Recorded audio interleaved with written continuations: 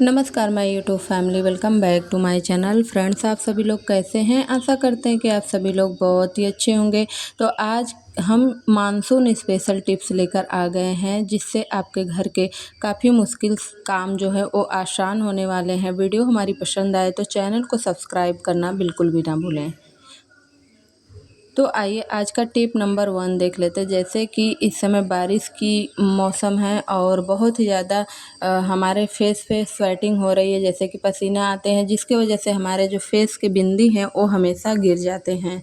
उसको हम किस तरीके से लगाएं कि यह गिरे नहीं। कितना भी अच्छा ग्लू वाला बिंदी होता है, लेकिन इस तरीके से गर्मी और मानसून के मौसम में काम नहीं करता है, क्योंकि जैसे मानसून होता है, बारिश होता है, तो बहुत ही ज़्यादा उमस भरी गर्मी भी स्टार्ट हो जाती है।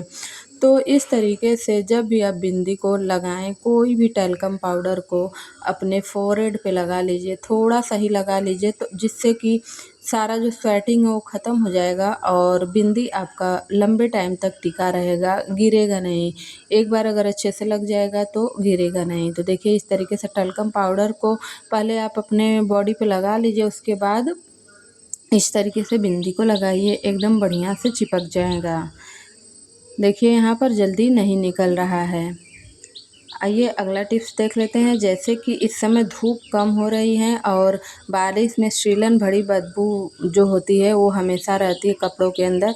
तो इस तरीके से जब भी हम कपड़ा को सुखाते हैं बिना धूप के, तो इसके अंदर से बहुत ही गंदी बैड स्मेल आती रहती है।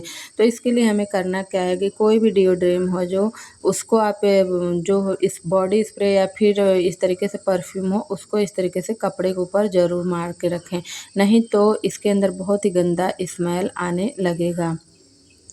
क्योंकि बारिश हो रही है तो इस समय धूप कम निकल रहा है, और जिसकी वजह से वैसे मानसून में इस तरीके की प्रॉब्लम आम बात है, चाहे आप अच्छे जगह पर हो या फिर चाहे जैसे जगह पर हो, लेकिन इस तरीके की प्रॉब्लम आपको फेस करना ही पड़ेगा।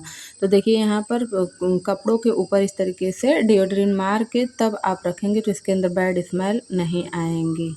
अगला यूजफुल आइडिया है, जैसे कि बारिश के मौसम में इस तरीके से हमारे जो चीज़ें होती हैं रखी हुई किचन की, उसके अंदर भी बहुत ही जल्दी कीड़े लग जाते हैं। मसाले जो होते हैं उनके अंदर भी कीड़े लग जाते हैं।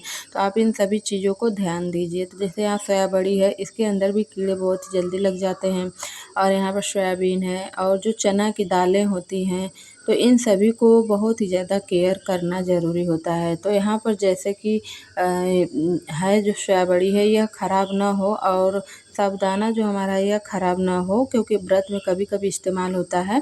और सोया बड़ी भी है, वो कभी कभी ही बनती है, डेली तो बनती नहीं। तो इसको इसके अंदर खराबी ना आए, कोई भी कीड़े ना लगे, तो इसके अंदर हमें डालना क्या है कि सूखा मिर्चा जो होता है इसको डाल देना है। इसके जो तीखापन का जो होता है ना, इसके वजह से कीड़े नहीं आएंगे, क्योंकि मिर्चे के अंदर स्मेल भी रहती है, तो उसके वजह से नहीं आएंगे।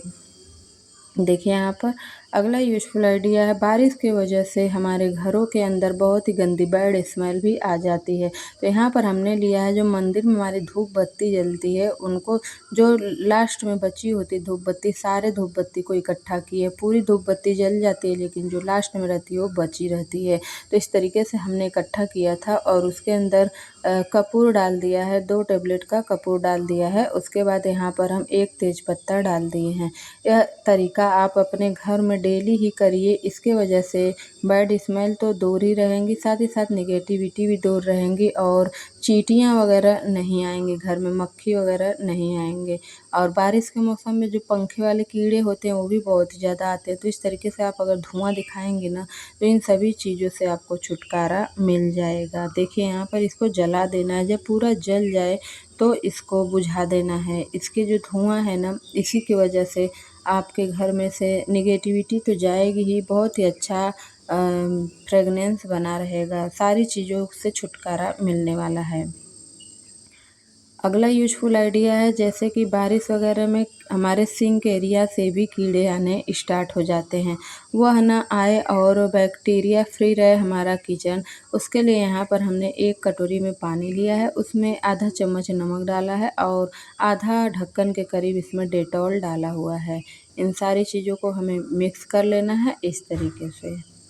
ये एकदम लिक्विडी बन के तैयार हो गया है। डेटॉल जो होता है काफ़ी बैक्टीरिया को मारने का काम करता है, तो यह आप ज़रूर लीजिए, ख़ास तौर से बारिश के मौसम में। वैसे तो हम यहाँ पर फ़िनाइल का भी इस्तेमाल कर सकते हैं, लेकिन यहाँ पर सिंक में हम हमेशा बर्तन वर्तन धोया जाता है, तो इसलिए हम सिर्फ डेटॉल का इस्तेमाल किए हैं। अब सिंक में इस तरीके से डाल दीजिए रात के टाइम, इससे कीड़े वगैरह रहेंगे तो वह मर जाएंगे और बाहर नहीं आएंगे। इस तरीके से ढक दीजिए कटोरी से। यह काम आपको रात में करना है। अगला आइडिया है, जैसे कि बेलन अगर हम धुल देते हैं तो यह हमेशा ऐसे गीला-गीला रहता है। गर्मी के मौसम में तो जल्दी सूख जाता है, लेकिन बारिश के मौसम में ऐसे सीड़न जैसा रहता है। अब इससे हम रोटी बनाएंगे ना, तो रोटी भी हमारी अच्छे से नहीं बनेगी, चिपक जाएगी आपस में बेलन के अंदर। तो हमें करना क्या है कि गैस को जलाना है और इस तरीके से इसके ऊपर हमें सेक लेना है। इससे हमारा 2 फ़ायदा होगा। एक तो हमारा जो बेलन है वो ड्राई हो जाएगा, रोटियां बिल्कुल भी नहीं चिपकेंगी। दूसरा ख़ास बात ये होगा कि हमारे जो बेलन के अंदर कभी भी ख़राब नहीं होगा। फफूंद जैसे जो लगते हैं बेलन के ऊपर, ये सब भी नहीं लगेंगे। हमेशा इस तरीके से आप कर सकते हैं, आपका बेलन कभी भी फटेगा नहीं और ख़राब भी नहीं होगा।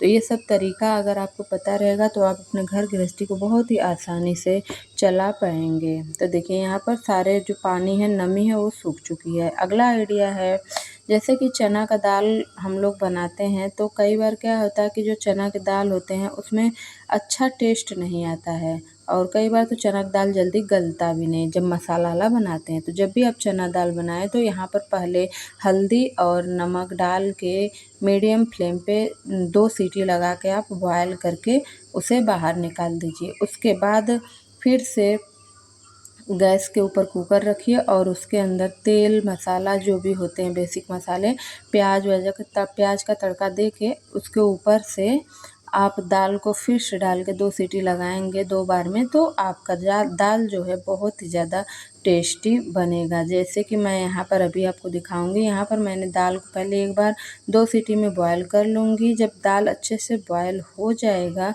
तो उसके अंदर सारी चीज़ें मसाला वगैरह डाल के फिर से इन्हें पकाऊंगी।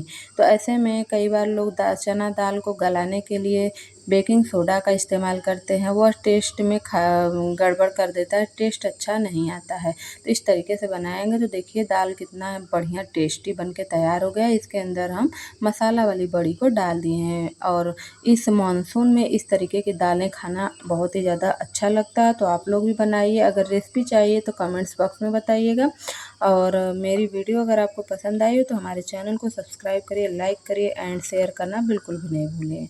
Thank you.